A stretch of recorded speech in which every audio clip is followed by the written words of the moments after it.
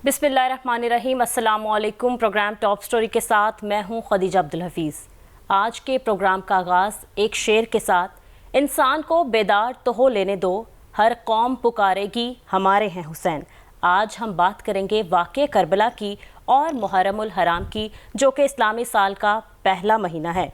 इस्लाम में मुहर्रमुल हराम की क्या अहमियत और फजीलत है, इसी को जानने के लिए स्टूडियो में हमारे साथ मौजूद हैं मौलाना अब्दुल शकूर हक्कानी साहब और प्रोफेसर महमूद गजनवी साहब। बहुत शुक्रिया आपका। मौलाना साहब, सबसे पहले मैं आपसे जानना चाहूँगी कि मुहर्रमुल हराम की अहमियत और फजीलत क्या है कुरान और हदीस की रोशनी में। बिस्मिल्लाहि वस्सलातु वस्सलामु अला रसूलिल्लाह व अला आलिहि व अस्हाबिहि अजमाइन इला यौमिद्दीन। कुरान करीम में सूरह तौबा में अल्लाह ताला का इरशाद है, इन्न इद्दतश्शुहूर इंदल्लाहि इस्ना अशरा शहरा, कि जब से हमने कायनात बनाई है साल 12 महीने का बनाया। फिर इन 12 महीनों में से 4 महीने अशहुर हुरुम कहलाते हैं, यानी हुर्मत वाले, काबिल एहतराम। और ये हमेशा हर मज़हब में हर कौम के नज़दीक 4 महीने काबिल एहतराम रहे। इन 4 महीनों में वो लड़ाई नहीं करते थे, कत्ल व गारत नहीं करते थे, लूट मार नहीं करते थे, बहुत अमन होता था। उन 4 महीनों में 3 महीने मुसलसल हैं, ज़िक़ादा, ज़िलहज और मुहर्रम, और चौथा महीना रजब का है। मुहर्रमुल हराम को मुहर्रमुल हराम भी इसलिए कहते हैं कि ये काबिल एहतराम महीना है। और इस्लामी साल का जो आगाज़ होता है वो मुहर्रमुल हराम से होता है। हाँ जी। इसलिए इस महीने को ये फजीलत भी हासिल है कि ये इस्लामी कैलेंडर का पहला महीना है। हाँ जी। और बहुत सारे वाक़यात तारीख़ इंसानी में ऐसे हुए जो मुहर्रम में हुए। मसलन सैयदना नूह अलैहिस्सलातु वस्सलाम जो कश्ती में सवार हुए, और वो कश्ती जब आके रुकी है जूदी पहाड़ पर तो 10 मुहर्रम था, और उसके शुक्राने में उन्हें फिर नफल भी पड़े। हाँ जी। इस तरह मूसा अलैहिस्सलातु वस्सलाम बनी इसराइल को लेकर दरिया से जब पार हुए हैं, फ़िरऔन और उसका लश्कर जब गर्क हुआ है तो वो भी 10 मुहर्रम था। हाँ जी। और इसी खुशी में फिर वो शुक्राने का रोज़ा रखते थे, जिसको आशूरा का रोज़ा कहते हैं। हाँ जी। इस्लाम में भी सबसे पहले ये रोज़ा फ़र्ज़ किया गया कि 10 मुहर्रम का रोज़ा फ़र्ज़ है, ये रखना है। हाँ जी। इसके बाद फिर रमज़ान के रोज़े फ़र्ज़ हुए तो आशूरा की फ़र्जियत ख़त्म हो गई। अब आशूरा का रोज़ा मुस्तहब है, रखें तो सवाब है, न रखें तो गुनाह नहीं। ठीक है। नबी पाक सल्लल्लाहु अलैहि वसल्लम को बताया गया कि 10 मुहर्रम का रोज़ा यहूदी भी रखते हैं। तो आप सल्लल्लाहु अलैहि वसल्लम ने कई मरतबा इरशाद फरमाया था कि खालिफुल यहूदा, कि हमने यहूदियों की मुखालफत करनी है। तो यहाँ भी आपने भी फरमाया कि भाई आइंदा जो है वो एक रोज़ा नहीं रखेंगे, 2 रोज़े रखेंगे। 9 और 10 कर लें, ये 10 और 11 कर लें, ताकि यहूदियों की मुखालफत हो जाए, उनकी मुशाबहत न हो। तो मुहर्रमुल हराम सिर्फ आज से नहीं, या यूँ समझें कि सन 61 हिजरी से नहीं, यानी वाक़े करबला से नहीं, उससे पहले से ही काबिल एहतराम महीना है। इसमें बहुत सारे वाक़यात हैं जिनमें अल्लाह ताला ने अपने अम्बिया की गैबी मदद फरमाई। हाँ जी। और उन्होंने शुक्राने के तौर पर इस महीने में नवाफिल पढ़े, रोज़े रखे। तो इसको ये समझ लेना कि वाक़े करबला के बाद इस महीने को अहमियत मिली, नहीं, अहमियत पहले भी थी। यूँ समझिए कि वाक़े करबला के बाद अहमियत में इजाफ़ा हो गया। और फिर क़यामत जो कायम होगी, अहादीस में यही है कि वो मुहर्रम का महीना होगा और 10 मुहर्रम होगी, जुमे का दिन होगा। ये निशानियाँ कुछ बताई गई। इससे आगे जो है कि किस सन में होगा, किस सदी में, वो अल्लाह ही जानता है। अल्लाह ने उसका इल्म किसी को नहीं दिया, वो सिर्फ अल्लाह ही के पास इल्म है। तो मुहर्रमुल हराम में रोज़ों की फजीलत भी है। और नबी पाक सल्लल्लाहु अलैहि वसल्लम ने फरमाया कि 10 मुहर्रम का जो रोज़ा रखेगा, मैं अल्लाह से उम्मीद रखता हूँ कि उसके 1 साल के अल्लाह गुनाह माफ़ फरमा देगा। तो इसलिए 10 मुहर्रम का रोज़ा रखना ये भी बहुत अहमियत का हामिल है। और उसके अलावा भी एक हदीस पाक में ये भी है कि 10 मुहर्रम को जो अपने अहले खाना पर रिज़्क़ में कुशादगी करेगा, यानी उस दिन अच्छा खिलाएगा पिलाएगा अपनी औलाद को, तो अल्लाह ताला उसकी बरकत से पूरा साल रिज़्क़ में फरावानी अता फरमाएंगे, बरकत अता फरमाएंगे जी। तो उसका बेहतरीन हल तो यही है کہ روزہ رکھ کر افطاری کا اہتمام بڑا اچھا کیا جائے، تاکہ ایک تو روزے کا ثواب بھی ملے، پھر افطاری میں عموماً چیزیں اچھی بنائی جاتی ہیں، ڈشز اچھی بنائی جاتی ہیں، تو پھر امید ہے کہ پورا سال جو ہے اللہ تعالیٰ رزق میں برکتیں عطا فرمائیں گے. جی. تو محرم الحرام صرف مسلمانوں کے نزدیک نہیں، پہلے جتنے دینی یعنی اسلامی مذاہب ہیں ان میں بھی یہ قابل احترام رہا ہے، اور ہمیں اس کا احترام کرنا چاہیے، اس وجہ سے بھی کہ اس میں واقعہ کربلا بھی پیش آیا ہے، ٹھیک ہے، اور اس کے علاوہ بھی کہ چونکہ عاشورہ کا روزہ بھی ہے اور پھر یہ اسلامی کیلنڈر کا پہلا مہینہ بھی ہے، اس لیے ہمیں اس کے احترام کا خیال رکھنا چاہیے. جی پروفیسر صاحب، جیسے کہ ہم محرم الحرام کی بات کرتے ہیں، مہینے کی بات کرتے ہیں، تو سب سے پہلے ہمارے ذہن میں کربلا کا واقعہ آتا ہے. واقعہ کربلا کیا ہے اور ہمیں کیا اصل پیغام دیتا ہے؟ دیکھیں جی، واقعہ کربلا جو ہے وہ میں سمجھتا ہوں صرف مسلمانوں کو نہیں بلکہ پوری دنیا کے انسانوں کو ایک پیغام دیتا ہے کہ جب بھی کبھی ضمیر کا سودا ہو دوستو، قائم رہو حسین کے انکار کی طرح. تو امام علی مقام نے جو ایک فیصلہ کیا ہاں جی، ظالم اور جابر حکمران سے ٹکرانے کا یا اس سے اپنے مطالبات منوانے کا، اور دین کی سربلندی کے لیے انہوں نے نہ صرف اپنی جان قربان کر دی بلکہ ان کا پورا گھرانہ ان کے سامنے شہید کر دیا گیا. جی.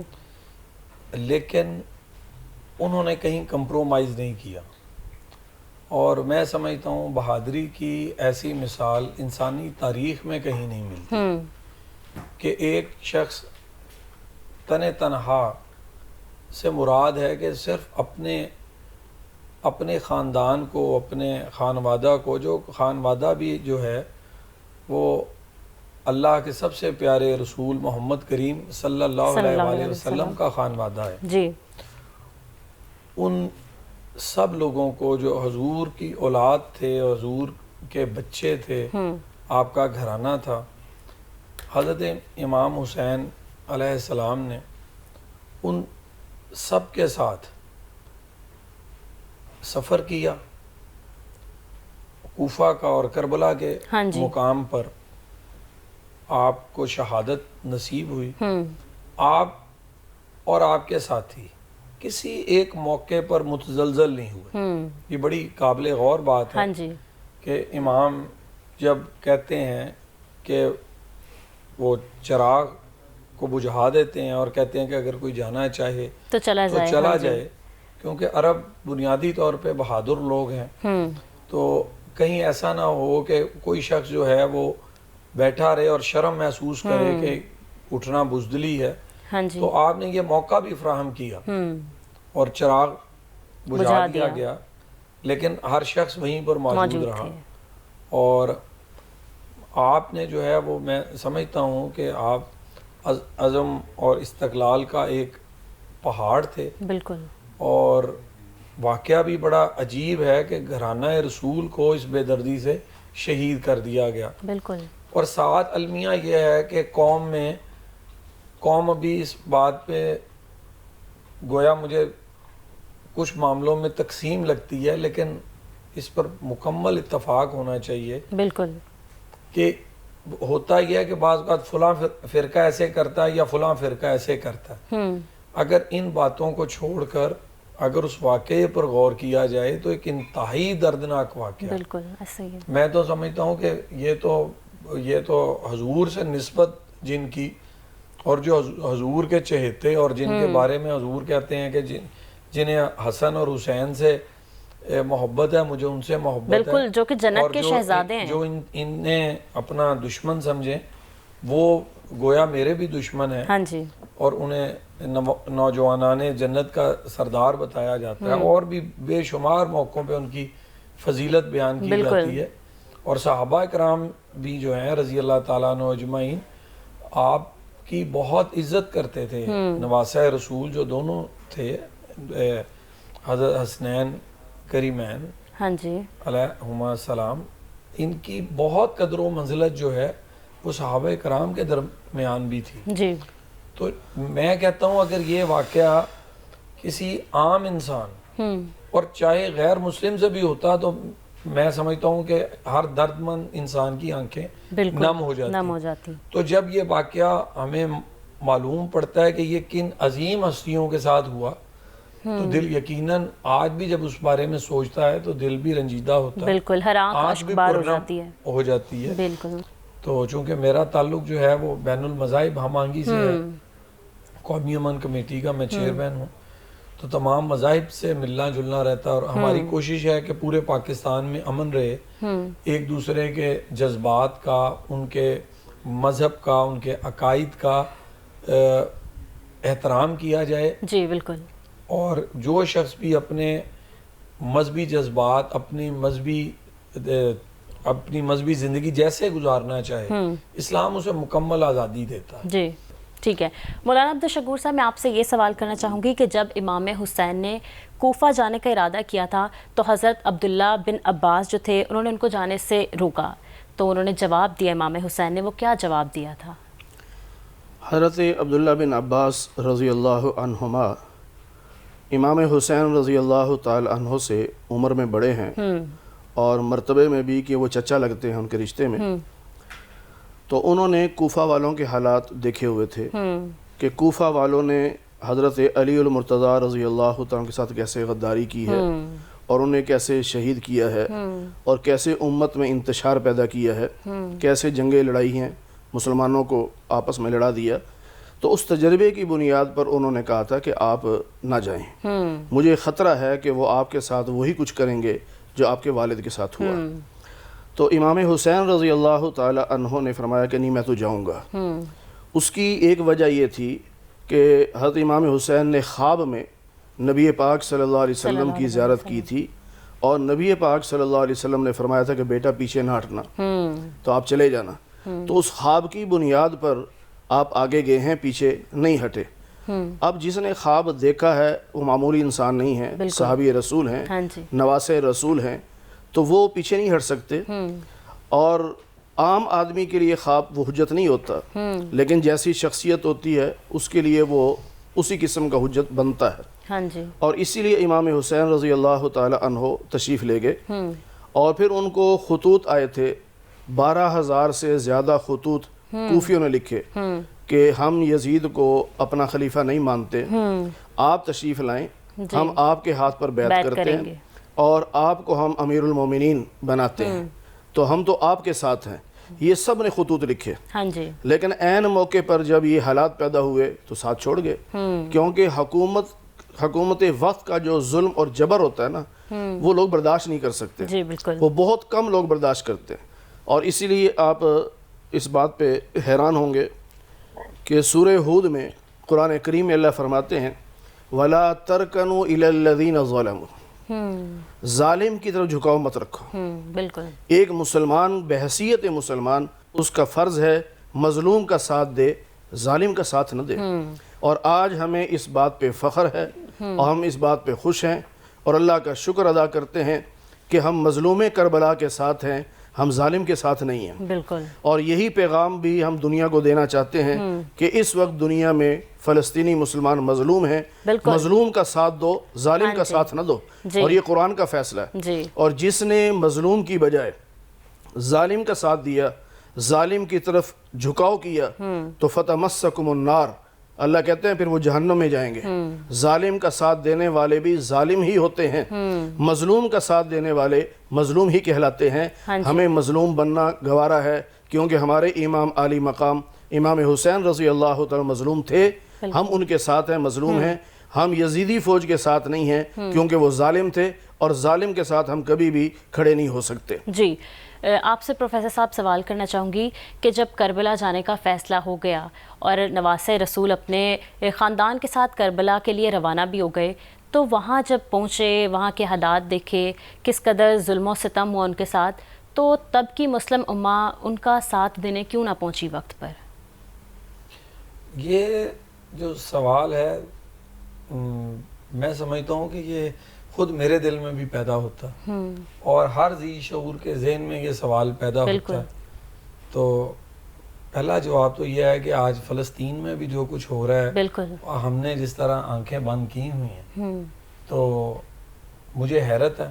مطلب میں اپنے آپ کو کبھی تصور میں لاتا ہوں کہ اگر میں وہاں ہوتا تو مطلب میں تو کہتا کہ میں آگے ہو کے تو گھرانہ رسول سے پہلے تیر یا تلوار کا جو گھاؤ ہے وہ میں برداشت کروں. تو کس طرح ممکن ہے؟ کیا اس دور میں سمجھ نہیں آتی؟ کیا کمیونیکیشن اتنی کمزور تھی؟ کیا لوگوں تک خبر نہیں پہنچ سکی؟ یہ بھی ممکنات میں سے ہے. اور جو موقع پہ موجود تھے اور انہوں نے اور اگر خاموشی اختیار کی تو جیسا کہ میرے پیارے بھائی کہہ چکے ہیں اور مفصل اس کے بارے میں کہہ چکے ہیں کہ میں اسے شاعری میں کہوں گا کہ ظالم کو جو نہ روکے وہ شامل ہے ظلم میں, قاتل کو جو نہ ٹوکے وہ قاتل کے ساتھ. بالکل. تو میں سمجھتا ہوں کہ جو لوگوں نے دیکھا ظلم ہوتے ہوئے اور وہ ظلم کو نہیں روکتے اور ظالم کا ہاتھ نہیں پکڑتے تو یا پھر 3 درجے ایمان کے کہ اسے روکیں, نہیں تو پھر زبان سے منع کریں, یا تیسرے دل سے برا جانیں. حالانکہ یہ ایمان کا انتہائی کمزور پہلو ہے. لیکن اگر کوئی ان تینوں, میں دیکھتا ہوں کچھ لوگوں کو نا کہ ظلم پہ کے خلاف اگر وہ ہاتھ طاقت نہیں استعمال کر سکتے تو وہ زبان یا قلم کا استعمال کرتے ہیں, جیسے آپ صحافی لوگ کرتے ہیں, علماء کرتے ہیں. بعض صورتوں میں ہاتھ سے بھی کرتے ہیں لیکن بعض صورتوں میں زبان سے جہاد کرتے ہیں, قلم سے کرتے ہیں. تو لیکن اگر کوئی یہ بھی نہیں کر سکتا تو دل سے برا جانتا ہے. حالانکہ میں سمجھتا ہوں کہ بہت ہی کمزور یہ پہلو ہوتا ہے ایمان جی. اور اگر کسی میں یہ بھی نہیں ہے تو پھر تو وہ ایمان میں ہی نہیں ہے نا, چوتھا تو کوئی ایمان کا درجہ نہیں ہے. اب اس وقت ان لوگوں نے ایسا کیوں کیا, اس پر انسانی تاریخ, اسلامی تاریخ تو کیا انسانی تاریخ حیران ہے کہ ایک پیغمبر اور ان کی آل پر جن پر درود پڑھنا خود ہماری نماز کا حصہ, فرض نمازوں میں شامل ہے. جی, فرض نمازوں میں شامل ہے. اگر اہل بیت سے, گھرانہ رسول سے صلی اللہ علیہ وآلہ وسلم محبت کو جرم ہے تو میں سب سے بڑا مجرم ہوں. بالکل. تو اور جو خاموش رہے وہ میری نگاہ میں وہ بہت بڑے مجرم ہیں جن تک اطلاع نہیں پہنچی. لیکن میں نے تاریخ یہ بتاتی ہے کہ جب یہ خبر دور تک پھیلی تو پھر جوک در جوک لوگ آتے گئے اور اسی وقت پھر جو ہے وہ سلطنت کا, اس حکومت کا خاتمہ ہو گیا. جی. اسی دن خاتمہ ہو گیا جی جب یہ واقعہ ہوا. ان کے سر جو ہیں وہ تو پھر نیزوں پر بھی سر بلند ہی رہے. جی بالکل ایسے ہی ہے. محرم الحرام کی اہمیت اور فضیلت اور واقعہ کربلا سے متعلق سوالات اور جوابات کا سلسلہ جاری رہے گا. یہاں وقت ہوا ہے ایک بریک کا, ہمارے ساتھ رہیں.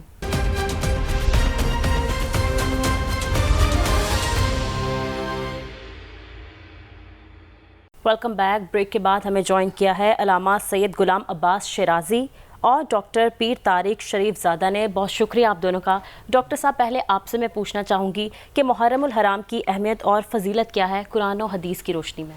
بسم رب محمد کریم علیہ الصلوۃ والتسلیم. سب سے پہلے تو یادآوری کا شکریہ. اور ہم سب جانتے ہیں کہ محرم الحرام کا چاند اپنے ساتھ ایک ایسی سوگواری کی کیفیت جہاں پر ہمارے لیے لاتا ہے, اور اس میں یہ ایک ایسا تذکرہ ہے جس سے نہ صرف یہ کہ امت مسلمہ جو ہے ان کی محافل اور مجالس جو وہ آباد ہو جایا کرتی ہیں, بلکہ دنیا کے سارے حق پرست جو ہیں وہ رسول رحمت صلی اللہ علیہ وسلم کے اس پاکیزہ گھرانے کی قربانی سے اپنی محافل کو, مجالس کو سیمینارز کی شکل میں, تقریبات کی شکل میں آباد کر لیتے ہیں.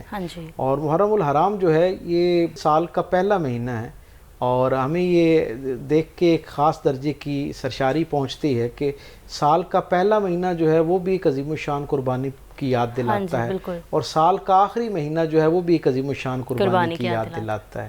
آپ دیکھیے ان دونوں قربانیوں میں کیسی مماثلت پائی جاتی ہے کہ جو سال کے آخری مہینے کی قربانی ہے, ذی الحج کی قربانی, وہ بھی اللہ کے ایک عظیم الشان رسول جناب ابراہیم علیہ السلام اور ان کے پاکیزہ گھرانے کی قربانی ہے. اور بالکل اسی طرح سال کے پہلے مہینے کی قربانی بھی اللہ کے عظیم الشان رسول سید الصادقین رحمۃ اللہ عالمین حضرت محمد رسول اللہ علیہ تحیت و تکریم جو ہیں ان کے پاکیزہ گھرانے اور خانوادے کی قربانی ہے. اور ان دونوں گھرانوں کی قربانی اللہ کے ہاں ایسی پسندیدہ اور مقبول ہے کہ جہاں اللہ نے ان کو تقویم کی ترتیب سے اکٹھا کر دیا ہے، بالکل اسی طرح ان کو درود میں بھی اللہ نے اکٹھا کر دیا ہے۔ سو ان دونوں گھرانوں کی قربانی اللہ کے ہاں بڑی معروف اور مقبول ہے، اور یہ جو حضرت امام حسین علیہ السلام کی قربانی ہے یقیناً اس کا محرم کے حوالے سے ایک بہت نمایاں حوالہ ہے۔ ہم دیکھتے ہیں کہ جیسے محرم کا چاند طلوع ہوتا ہے تو ابتدائی دنوں میں جیسے کچھ دن جو ہیں وہ حضرت عمر فاروق رضی اللہ تعالیٰ عنہ کی شہادت کے ساتھ منسوب ہیں، اور اس نسبت سے احباب جو ہیں وہ ان کا تذکرہ کرتے ہیں اور اسے محفل آباد کرتے ہیں، اور پھر اس کے بعد ایک طویل وقت جو ہے وہ عشرے کا باقی سارے دن جو ہیں وہ حضرت امام حسین علیہ السلام کی جو قربانی ہے اس کی نسبت سے یاد سے جو ہے وہ مشکبار رہتے ہیں۔ ہم یہ دیکھتے ہیں کہ اللہ کے ہاں محرم، خانوادہ رسالت مآب صلی اللہ علیہ وسلم اور اللہ کی رضا کے لیے قربانی، ان تینوں کا آپس میں بڑا خوبصورت ایک تال میل ہمیں نظر آتا ہے۔ آپ دیکھیے کہ محرم الحرام کا سب سے نمایاں حوالہ تو حضرت امام حسین کی قربانی ہے، لیکن اس سے پہلے کی تاریخ بھی ہمیں یہ بتاتی ہے کہ یہ گھرانہ محرم اور اللہ کی رضا کے لیے قربانی، ان تینوں کا آپس میں ایک بڑا گہرا تعلق ہمیں نظر آتا ہے۔ آپ دیکھیں عام الفیل، وہ سال جس دن سرکار دو عالم صلی اللہ علیہ وسلم دنیا میں تشریف لائے، اور اس سال کو عام الفیل کی ایک نسبت سے ابرہہ کا وہ جو حملہ تھا وہ کعبے کے اوپر، اس کی نسبت سے اس کو عام الفیل کہا جاتا ہے۔ ہم دیکھتے ہیں کہ وہ واقعہ جس میں پہلی مرتبہ منظم انداز میں اللہ کی نشانی، اللہ کے گھر کو باقاعدہ تباہ کرنے کے لیے، اسے نیست و نابود کرنے کے لیے حملہ آور جو ہے وہ حملہ کرتے ہوئے نظر آتے ہیں، اور اللہ کی طرف سے پھر ابابیلوں کی شکل میں وہ جو ہاتھی ہیں ان کو بھسم کر دیا جاتا ہے اور رہتی دنیا کے لیے نشان عبرت بنا دیا جاتا ہے۔ یہ واقعہ جو ہے جس کے اندر ایک طاغوتی قوت جو ہے وہ اللہ کے الہی نظام کی ایک نمایاں ترین علامت کو ختم کرنے کے لیے میدان میں اترتی ہے، تو اس کے سامنے ڈٹ کر کھڑا ہونے کے لیے کون سا گھرانہ منتخب کیا جاتا ہے؟ وہ بھی میرے کریم آقا صلی اللہ علیہ وسلم کا گھرانہ ہے۔ آپ کے جد امجد، آپ کے دادا جان جو ہیں اس قافلے کے سرخیل ہیں جو اس کو روکتے ہوئے نظر آتے ہیں، اور پھر اگلے درجے پہ ہمیں نظر آتا ہے کہ یہ واقعہ جو ہے واقع فیل جو ہے یہ بھی محرم الحرام کے اندر نظر آتا ہے، اور جب سرکار دو عالم کی زندگی پر ہماری نظر جاتی ہے تو ہمیں یہ پتہ چلتا ہے کہ شیب ابی طالب کا واقعہ، جس میں رسول رحمت صلی اللہ علیہ وسلم کو لگ بھگ 3 برس کے لیے سوشل بائیکاٹ کا سامنا کرنا پڑتا ہے۔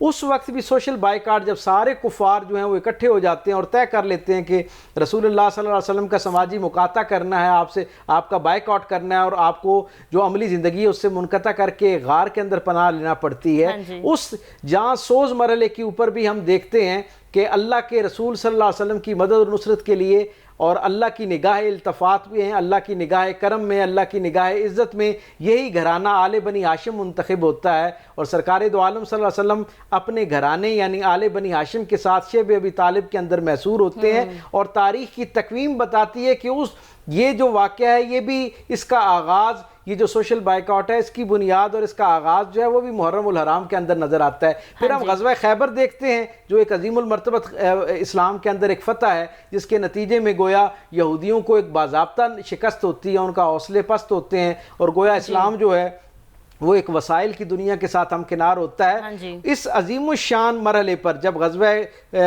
خیبر جو ہے وہ وقوع پذیر ہو رہا ہے تو تاریخ بتاتی ہے کہ یہ بھی محرم الحرام کی تاریخیں ہیں، اور اس کے اندر بھی جو سرخیل نظر آتے ہیں، جو اس کے اندر قیادت کرتے ہوئے نظر آتے ہیں، اور جس گھرانے کو اللہ تعالیٰ عزت عطا کرتا ہے وہ بھی میرے کریم آقا کا یہی گھرانہ ہے، حضرات حسنین کریمین کے جد امجد، ان کے والد گرامی جناب علی کرم اللہ وجہ الکریم کے ہاتھ پر اللہ یہ عزت عطا کرتا ہے گویا۔ اور تاریخ بتاتی ہے کہ غزوہ خیبر جو ہے اس کے ایام جو ہیں وہ بھی محرم الحرام کے اندر موجود ہیں۔ سو محرم الحرام، اللہ کے نظام اور خانوادہ رسالت مآب صلی اللہ علیہ وسلم کی قربانی، یہ تینوں کا آپس میں بہت ازلی ابدی آپس میں تعلق ہمیں نظر آتا ہے۔ بالکل ٹھیک کہہ رہے ہیں آپ، محرم الحرام کی اہمیت اور فضیلت سے آپ نے ہمیں بتایا کیا ہے۔ علامہ صاحب آپ کی طرف آئیں گے، جب ہم محرم کے بارے میں بات کرتے ہیں تو واقعہ کربلا جو ہے وہ ہمارے سب سے پہلے ذہن میں آتا ہے، تو آپ یہ بتائیں کہ 9-10 محرم کو میدان کربلا میں کیا کیا واقعات پیش آئے تھے؟ اعوذ باللہ من الشیطان الرجیم، بسم اللہ الرحمن الرحیم۔ انسان کو بیدار تو ہو لینے دو، ہر قوم پکارے گی ہمارے ہیں حسین۔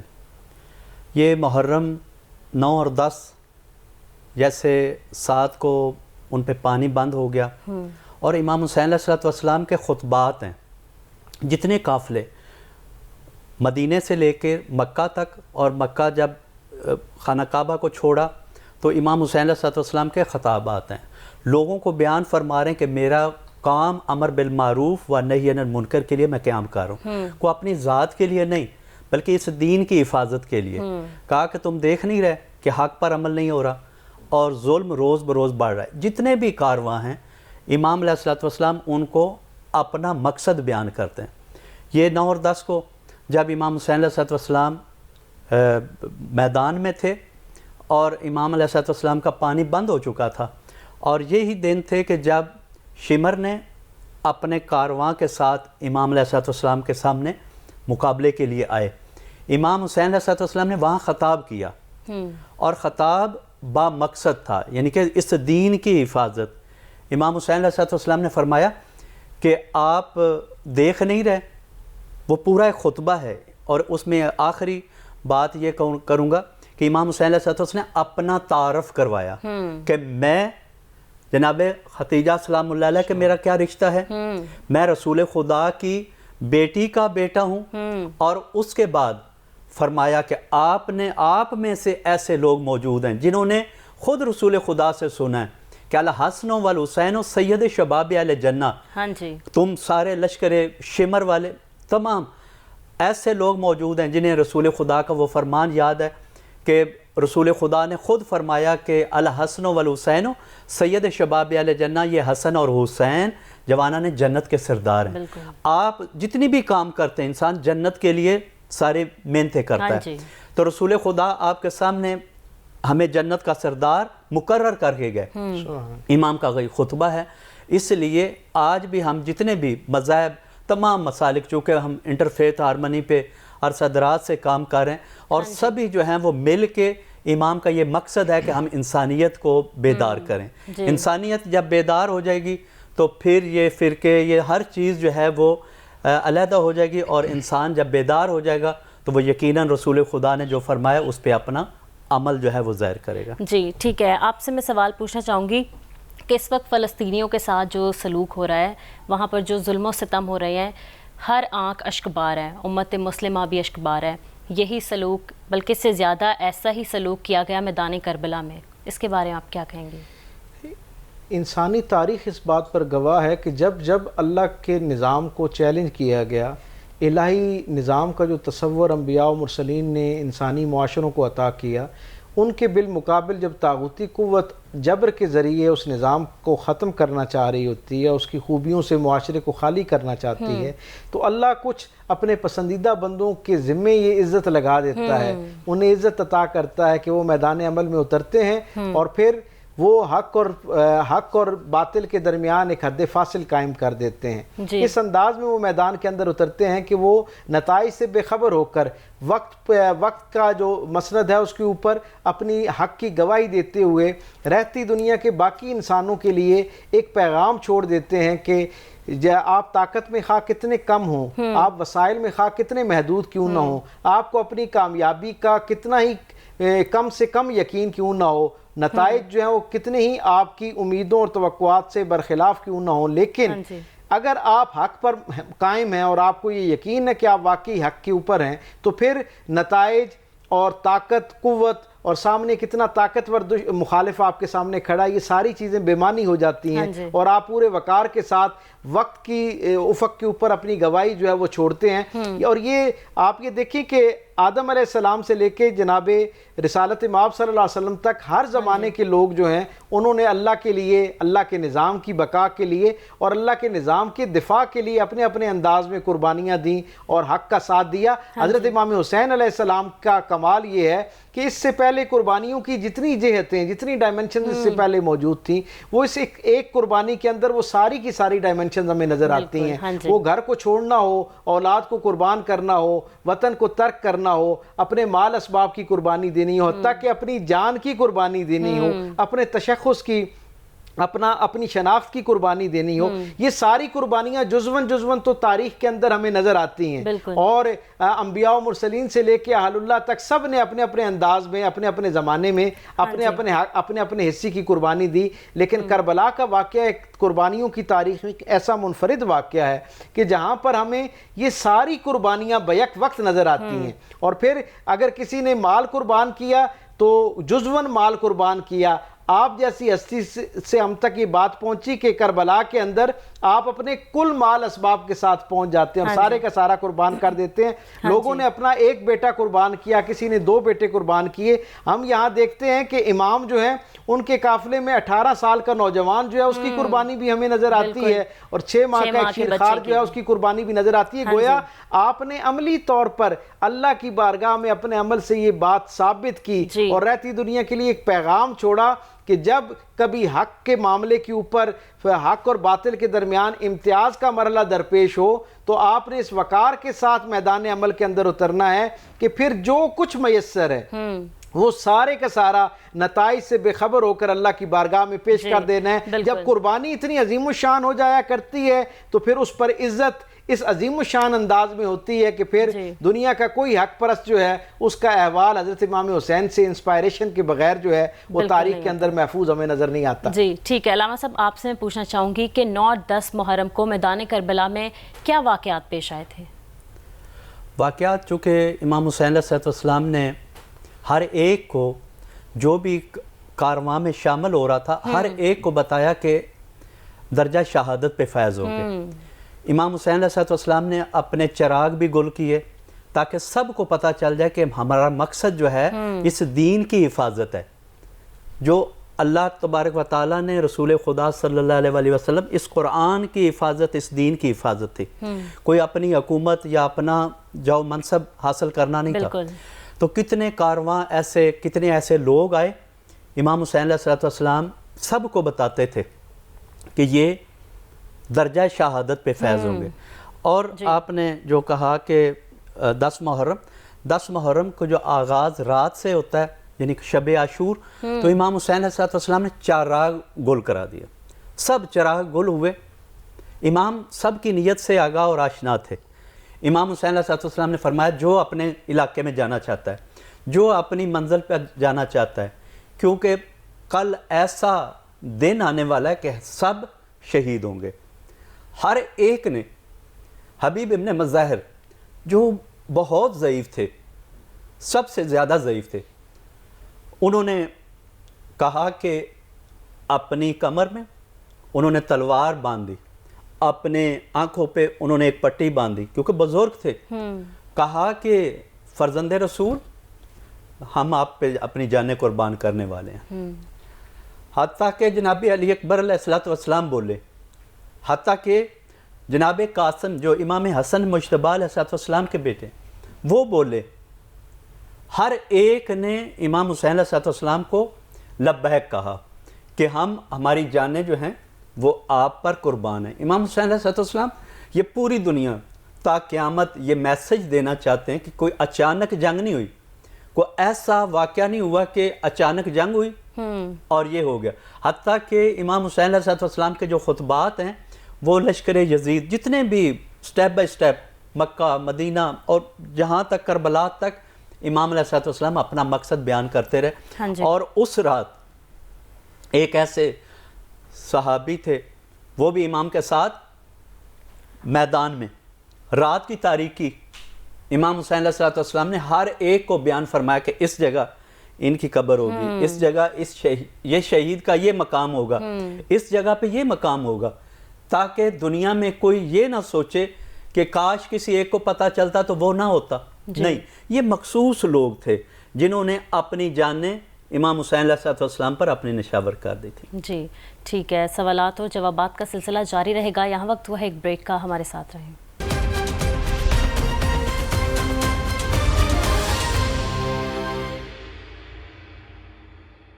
Welcome back. مٹی میں مل گیا ارادہ یزید کا, لہرا رہا ہے آج بھی پرچم حسین کا. علامہ صاحب آپ سے میں کہنا چاہوں گی سیرت امام حسین رضی اللہ عنہ کے بارے میں بتائیے گا.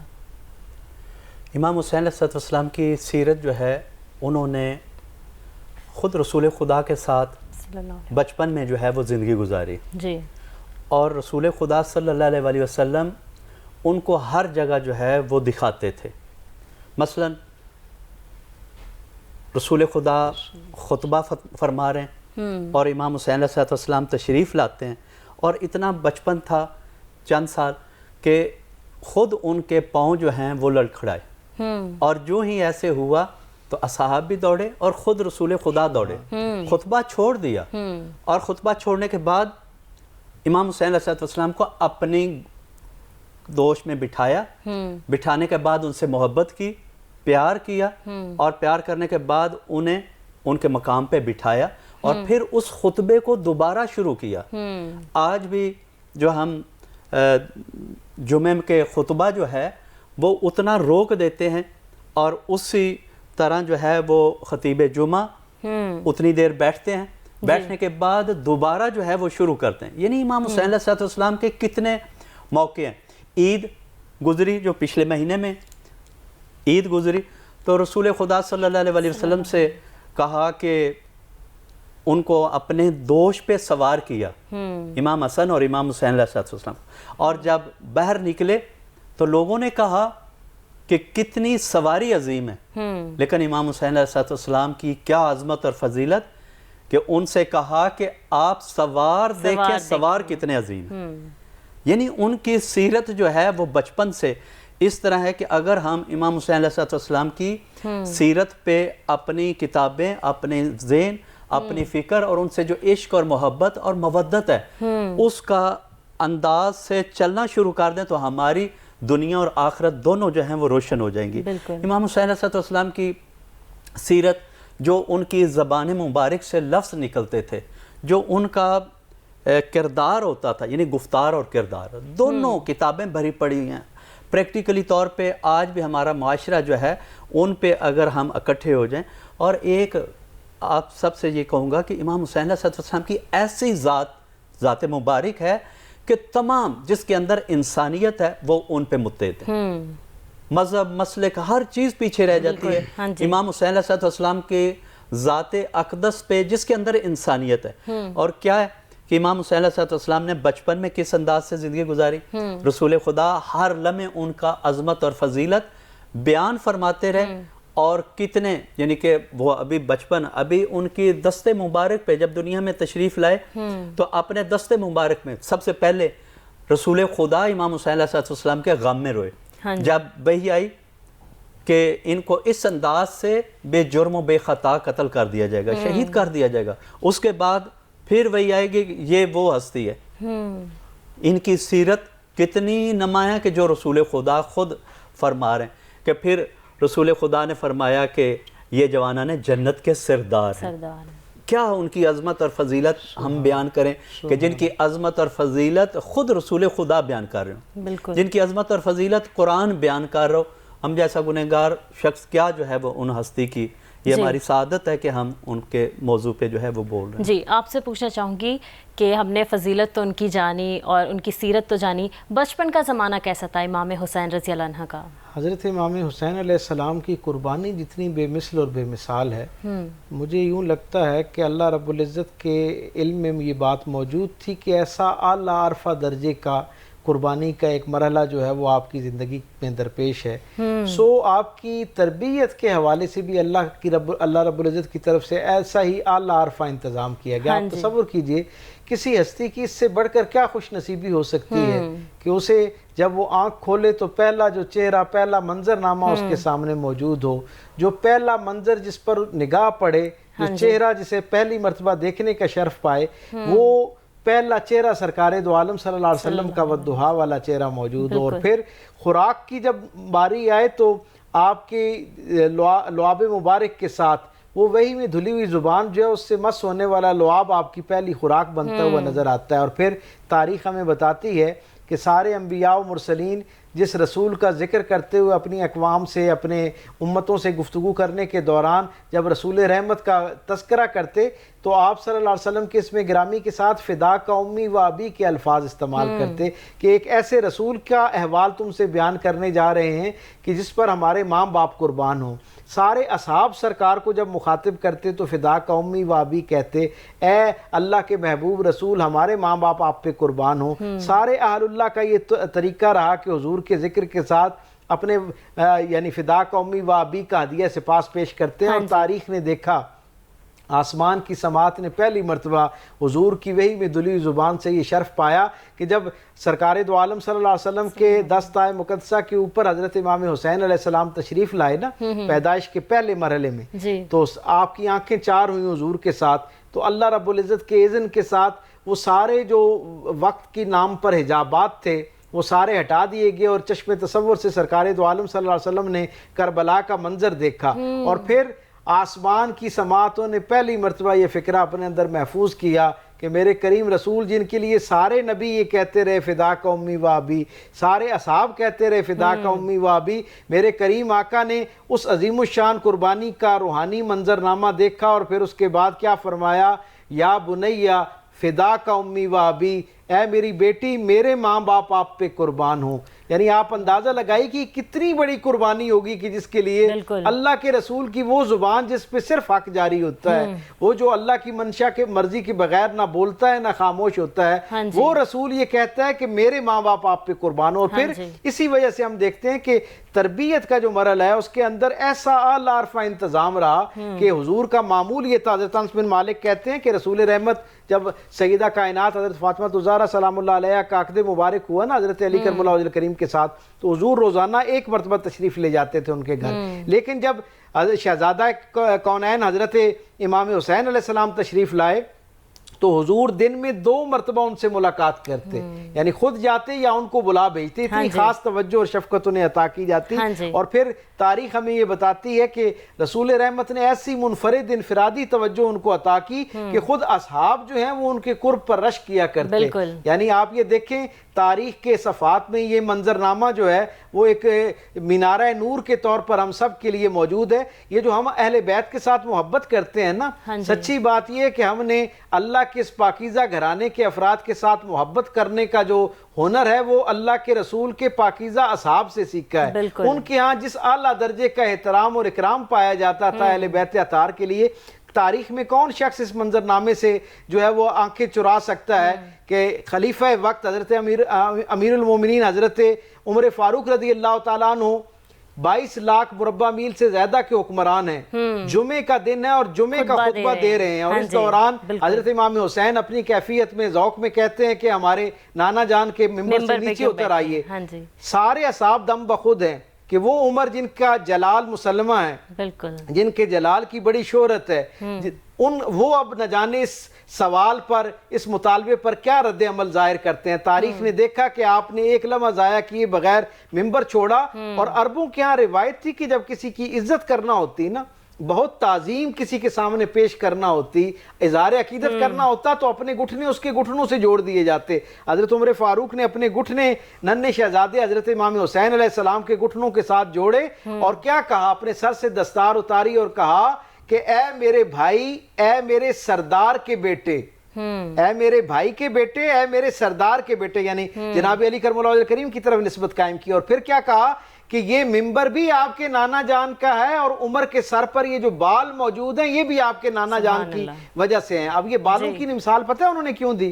اس لیے دی کہ عربوں کے ہاں رواج تھا کہ جو غلام ہوا کرتا تھا انہیں سر پہ بال رکھنے کی اجازت نہیں تھی، تاکہ دور سے شناخت ہو سکے کہ مالک کون ہے اور غلام کون ہے۔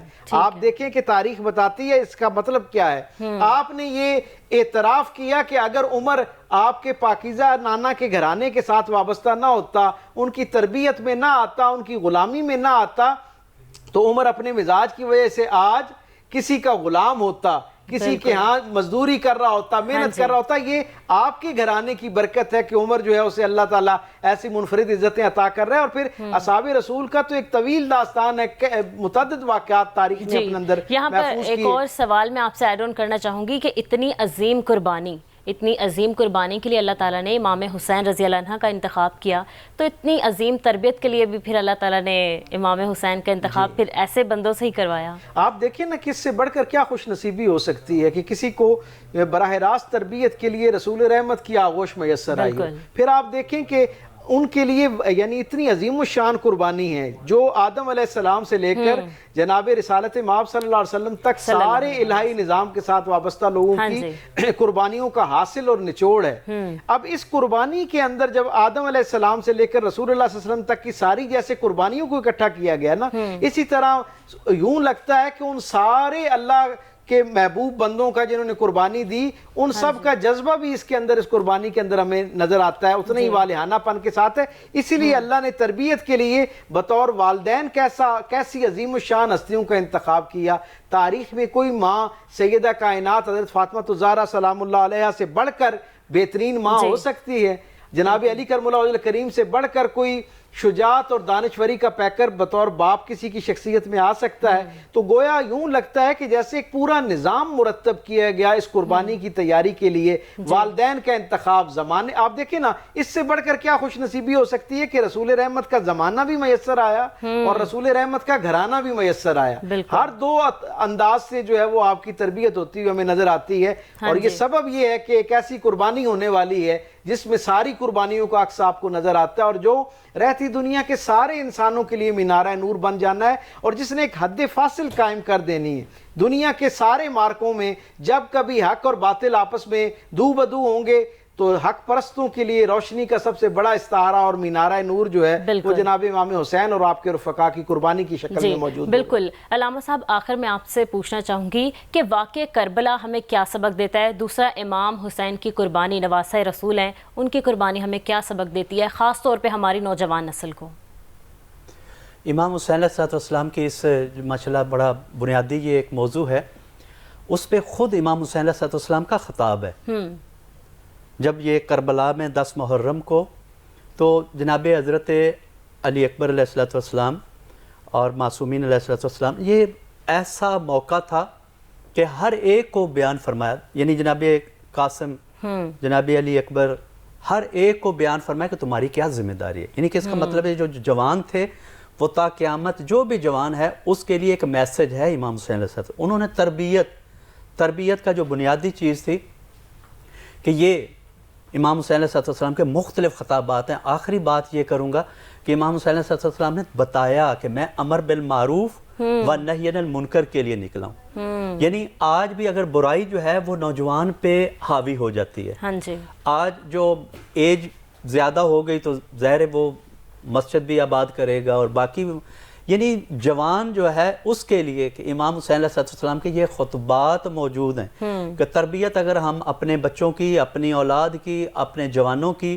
اپنے محفل کے جوانوں کی کرنا چاہتے ہیں تو امام کے خطبات، ایک ایک خطبہ جو ہے وہ اس لیول کے ہے کہ انسان کی تربیت کی بنیادی چیزیں ہیں کہ میں تمہارے سامنے امر بالمعروف و نہی عن المنکر، آج بھی اگر ہم یعنی اچھائی کی دعوت دینا اور برائی سے روکنا، یہ جوانی کی تربیت ہے۔ اگر ہم تربیت پہ جتنے بھی مکاتب فکر وہ کام کریں، وہ بچوں کی، جوانوں کے پہ کام کریں، اور یہ جو بنیادی چیز ہے، بنیادی چیز یہی ہے کہ برائی سے روکنا اور اچھائی کی دعوت دینا۔ یہ امام حسین علیہ السلام نے اپنے خطبات میں حکم دیا، ارشاد فرمایا۔ آج بھی اگر ہم اپنی اولاد کی، اپنے بچوں کی، نوجوان کی تمام مکاتب فکر اس کو اپنا دستور العمل بنا لیں، نصب العین بنا لیں، اپنا روزانہ کا سبق بنا لیں تو معاشرہ جو ہے وہ خوبصورت معاشرہ بن جائے۔ بالکل ڈاکٹر صاحب، آپ سے پوچھنا چاہوں گی واقع کربلا سے ہمیں کیا سبق ملتا ہے؟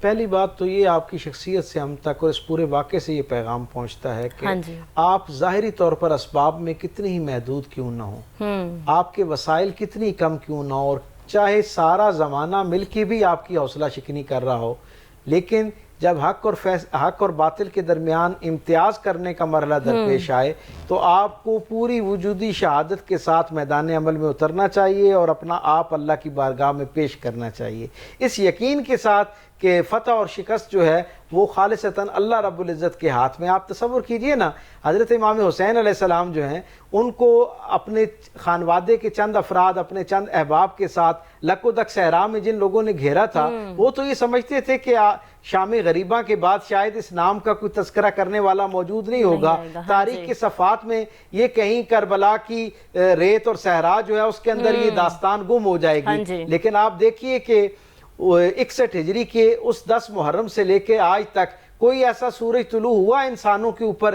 جس میں اس ذکر نے پہلے سے زیادہ برکت نہ پائی ہو، اس میں زیادہ اضافہ نہ ہوا۔ یقیناً یہ اللہ رب العزت کی طرف سے اس قربانی کی قبولیت کی سند ہے، اور ہمارے لیے یہ پیغام ہے حضرت امام حسین علیہ السلام کی نسبت سے۔ میں یہ سمجھتا ہوں کہ عربوں کے ہاں یہ روایت تھی کہ جب کسی کے ہاں جب میدان جنگ میں اترا کرتے تھے تو جو سپہ سالار ہوا کرتا تھا اس کے خیمے پر سرخ جھنڈا جو ہے وہ لہرا رہا ہوتا تھا، اور یہ اس بات کی علامت ہوا کرتی تھی کہ ابھی جنگ باقی ہے، اور سپہ سالار اپنی فوج کی قیادت کرتا ہوا بحفاظت اپنے خیمے کے اندر مورچہ سنبھالے ہوئے موجود ہے۔ حضرت امام حسین علیہ السلام کے مزار اقدس کے اوپر، حرم اقدس کے اوپر لہرانے والا سرخ جھنڈا میں سمجھتا ہوں آج بھی اس بات کی یہ علامت ہے، اور مجھے اور میرے بعد آنے والے سارے لوگوں کے لیے ایک رہنمائی ہے اور ایک پیغام دیتا ہوا نظر آتا ہے کہ حق پرستوں کے اس قافلے کا سپہ سالار آج بھی سرخ جھنڈے کے سائے میں اپنی فوج کی قیادت کرتے ہوئے موجود ہے، اور یہ جنگ ابھی ختم نہیں ہوئی ہے۔ دنیا بھر میں جب جب حق اور باطل کا آپس میں مارکہ درپیش ہوگا، حضرت امام حسین حق پرستوں کے قافلے کی نہ صرف یہ کہ رہنمائی کرتے ہوئے نظر آئیں گے، حوصلہ افزائی کرتے ہوئے نظر آئیں گے، بلکہ ان کی پشت پناہی کرتے ہوئے نظر آئیں گے۔ جی بالکل، محرم الحرام کی اہمیت اور فضیلت کیا ہے قرآن و سنت کی روشنی میں، یہ آج کے پروگرام میں ہم نے جانا۔ دوسرا یہ کہ واقع کربلا کیا ہے، کیوں پیش آیا اور بنیادی مقصد کیا تھا۔ تیسری بات یہ کہ نواسۂ رسول امام حسین علیہ السلام کی قربانی سے ہماری نوجوان نسل کو کیا سبق ملتا ہے، یہ بھی ہم نے آج کے پروگرام میں جانا۔ آج کے پروگرام سے ہم اجازت دیجیے، ملتے ہیں اپنے اگلے پروگرام کے ساتھ۔ اللہ نگہبان۔